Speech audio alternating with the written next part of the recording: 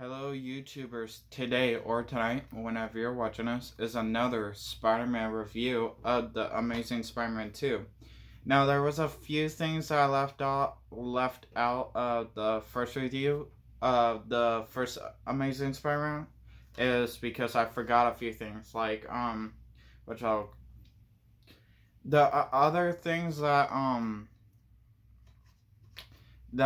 left me questioning and still leaves me questioning every time when I watch the post-credit scene with the guy with the hat and trench coat wearing, hat wearing guy in the shadows.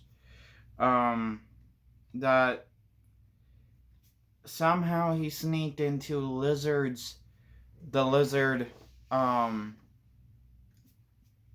jail cell, his cell, and asked the lizard, well, technically Kirk Connors, a question, and that was, um,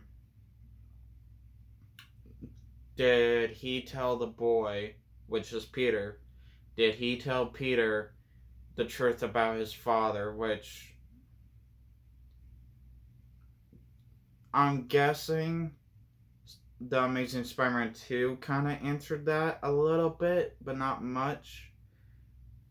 And when Kirk Connors said no, the guy said that good, we'll leave him alone for now.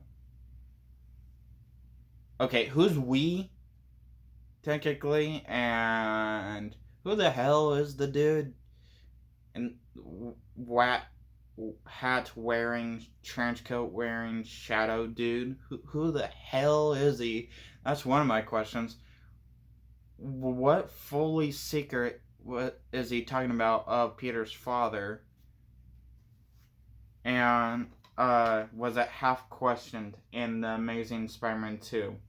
Because so far what was answered was um uh that that he was uh Oscorp, well, basically that was known from the start in the first movie that he was a Oscorp worker, but in the second one it seemed like he was a lot more than just a Oscorp worker. Um, and that he was framed of something he was not actually accused for. So there's that. So I'm wondering if they were going off with the storyline Peter where Peter's mom and dad was spies. I was one uh I, to me, I was wondering if they were going off with that type of story, or at least trying to. Because I do like how, in the first movie, when they redid the first movie, how they at least kind of evolved the mother and father of Peter, since in the Tobey Maguire trilogy didn't do any of that. So when the Amazing Spider-Man 2 came out, I was kind of wondering if they would involve them a little more, and they did, and I really liked that. That was one of the things I really love, and another thing that I just give this movie 5 stars for, because to me, in the Tobey Maguire movie, yeah, it was good with its own rhythm, with its own story plot, and since it didn't evolve with the parents in the first movie, uh, there was no point mentioning them in the second and third movie. So, and if they made a fourth movie as well, been no point. But since they did in the Amazing Spider-Man, I would have loved to hear more about them. Like, were they spies? Were they just um, were they just people who were they just scientists and uh they were and just normal scientists and all that and then hopped on the job train to Oscorp and all suddenly didn't like what direction they were heading with Oscorp, so they were trying to release, and they weren't really spies, but somewhat going with that rhythm, or actually were spies sent from the FBI or something, and whatever. If you guys get my point, comment down below saying that we understand or something. Because I'm getting confused trying to explain this. Do I like how there was 3 villains again? Definitely not. I really hated that idea again. Not sure what I mean, as I explained in Spider-Man 3 review. If you guys watch that review, you would understand where I'm going with this one again. You know how in Tobey Maguire, as I said in the Spider-Man 3, in Spider-Man 3, well, in Tobey Maguire's Spider-Man trilogy, and the first movie, second movie, and then the third movie, they kind of hinted here and there with Bruce Campbell's character in all 3 movies that even Bruce Campbell said himself on the side of Sam Raimi and Tobey Maguire that he was supposed to be Mysterio. His character was supposed to be Mysterio. That's why you see him as all these different characters in all 3 movies. Same character in all 3 different jobs type of form-ish, because it was supposed to be Mysterio. But they didn't go with that. When they could have, in the third movie, he could have been the third villain, because they somewhat built that up slowly, perfectly. In the first 2 movies, I would have felt rushed in the third movie just a little bit, but hey, it's worth it because he built it up in 2 movies. Another great villain that they could have done for the second villain was the Lizard. Okay, yeah, they didn't introduce Dr. Connors in the first movie, but they did in the second movie. And they could have done the Lizard in the third movie, have him be the second villain. Okay, cool, yeah, it would have been rushed just like Mysterio, but hey. But I would have kept the idea of Sandman in there. Sandman was good. I liked the idea of Sandman being the villain. I do like how in Spider-Man 3, Harry Osborn was also like one of the villains. So like if they want to do Mysterio or the Lizard as maybe the third villain in Spider-Man 3 on the side of Harry Osborn and Sandman, cool, that would have been cool. But hey, we got what we got, just like in The Amazing Spider-Man 2. Would I have loved the idea of seeing another Harry Osborn on the screen? Not really. I could have went without. Even though, yeah, they brought up Norman Osborn. Hello. Kind of have to, because they brought in Oscorp, and pretty much that's what everything was going to be around it with.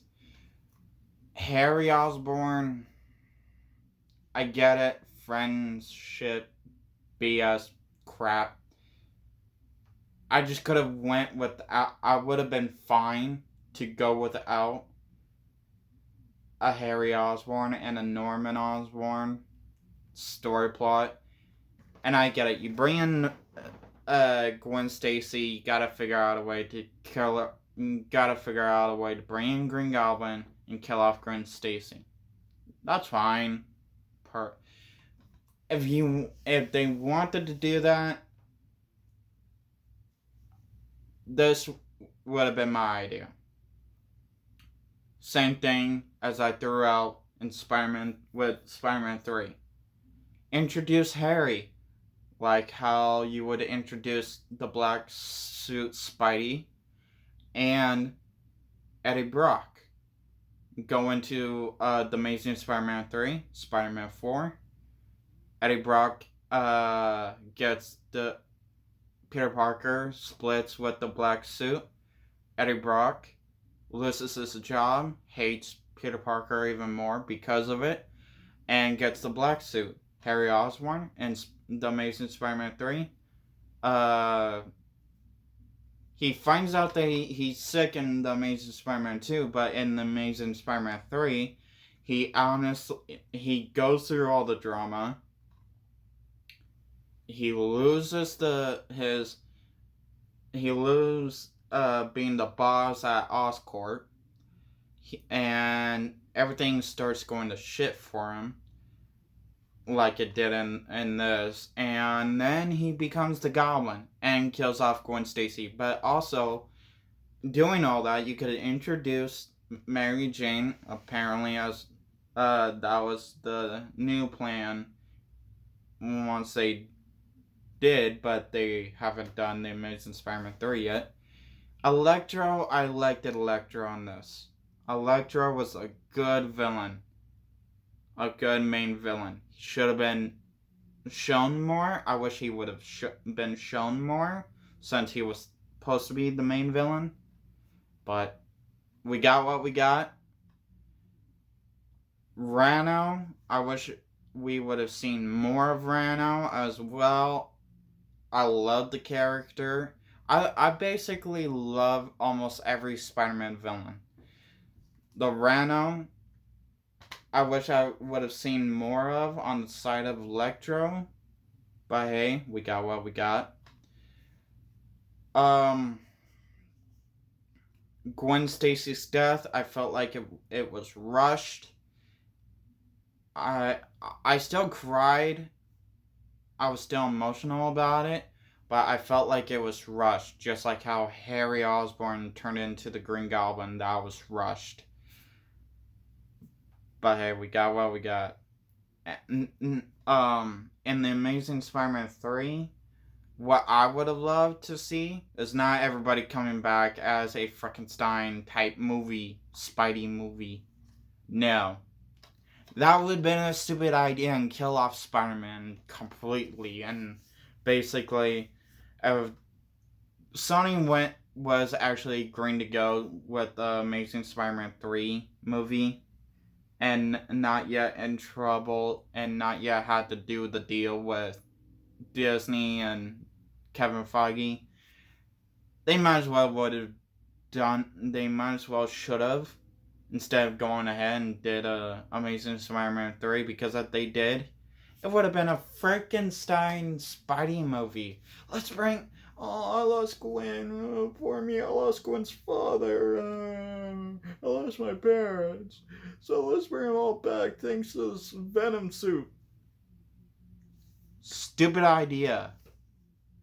I get what Sony wanted to do. Gwen Spidey changed her origin story a little bit, which was stupid of an idea. Totally twist what Spider-Man was not about with that script, with that story. What I would have liked to see, and the Suicide Squad Sinister Six hero movie, that's stupid too. Not trying to be mean. I love the idea of the Sinister Six. It's a good story against Spider-Man, but the idea of the Sinister Six is not a Suicide Squad type thing. That's what the Thunderbolts are about.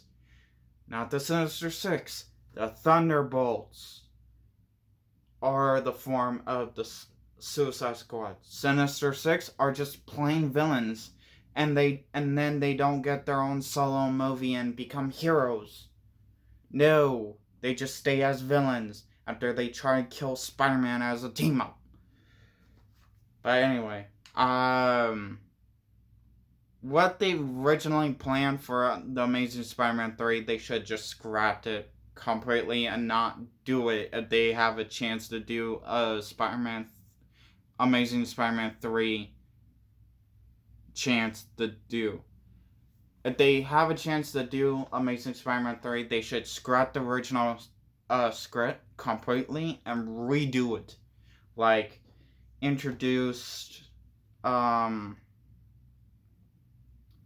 still introduce Mary Jane, since they obviously took her parts out of The Amazing Spider-Man 2, which I kind of understand. But introduce her in The Amazing Spider-Man 3. Introduce,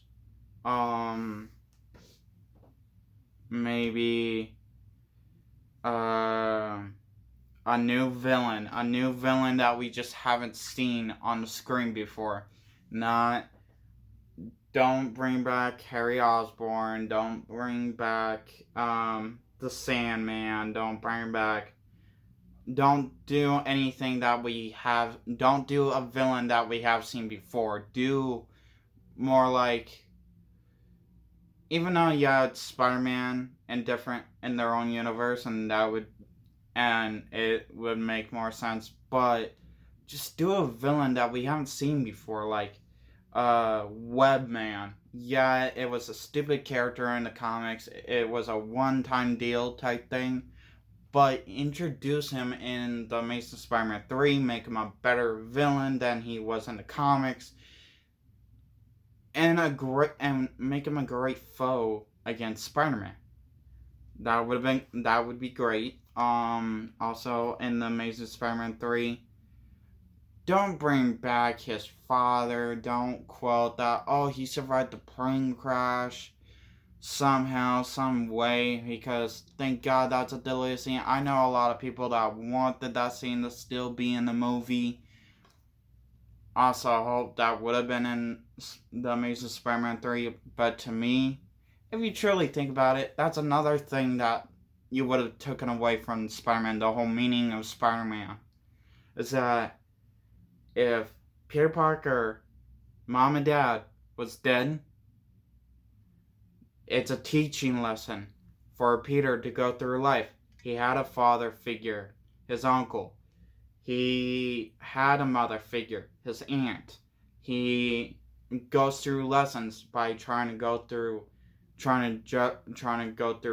high school, the superhero life, his normal life, which is also go back to high school, and his college, once he graduates high school, his college years, his girlfriend, friends, all that.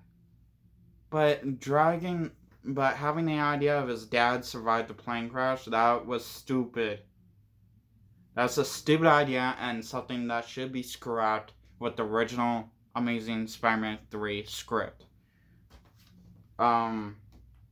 So yeah, I'm one of the people that's happy that it's still a deleted scene and should stay as a deleted scene and not be in any of the future Amazing Spider-Man films if they have the opportunity to do one again. So basically, I give The Amazing Spider-Man 2 4 stars because it made the same mistakes as Spider-Man 3. It had a good story plot. It was just messy, like the Spider-Man 3. Everything was rushed, like Spider-Man 3. Basically, everything about this movie was just like Spider-Man 3. I give Spider-Man 3 4 stars. I give this one 4 stars. Actually, yeah, 4 stars. Hope, comment down below, your favorite Spider-Man suit, actor, quote, comic, cartoon, movie,